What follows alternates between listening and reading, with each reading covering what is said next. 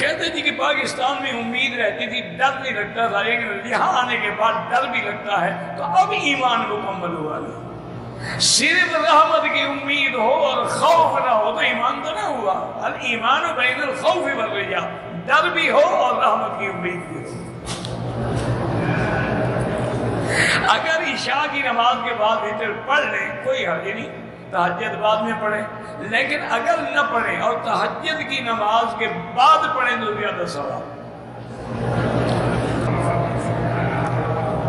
کہتا جی کہ اونٹنی کا دودھ جو ہے اس سے گھی جو ہے نہیں نکلتا، تو ان سے پوچھو جن کے اونٹ ہے، مجھے کیا پتا۔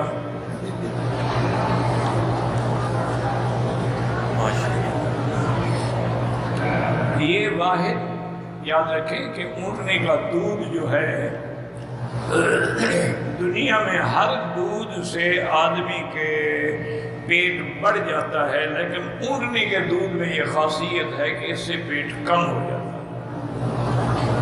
اونٹنی کے دودھ میں یہ خاصیت ہے کہ جن لوگوں کو استسقاء کی بیماری ہوتی ہے، پیٹ بڑے ہو جاتے ہیں، ان کو پلاؤ تو ان کے پیٹ بھی ٹھیک ہو جاتے ہیں۔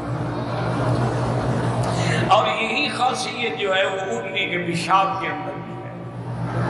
حضور صلی اللہ علیہ وسلم کے زمانے میں کچھ لوگ تھے، منافق تھے، بظاہر ایمان لے آئے، لیکن مدینہ منورہ کی فضا ان کو موافق نہ آئی، تو ان کے پیٹ بڑھ گئے، بیمار ہو گئے، تو انہوں نے فرمایا کہ ان کو باہر مدینہ سے دور جہاں بیت المال کے اونٹ ہیں وہیں چھوڑ دو، اور فرمایا اشربوا من البانھا و ابوالھا، تم اس کا دودھ بھی پیو اور پیشاب بھی پیو، اسی طرح تو اس سے وہ ٹھیک ہو۔ اس لیے امام احمد بن حنبل رحمۃ اللہ علیہ کے نزدیک بول ما یوکل لحمہ جو ہے وہ حلال، لیکن امام ابو حنیفہ رحمۃ اللہ علیہ فرماتے ہیں کہ وہ تو عذر تھا، معذور تھے، بیمار تھے، اس کا علاج یہی تھا۔ تو آج کل بھی بہت ساری چیزیں ہیں، الکحل ہے اور کئی چیزیں ہیں، بطور علاج چلی جا سکتی ہیں۔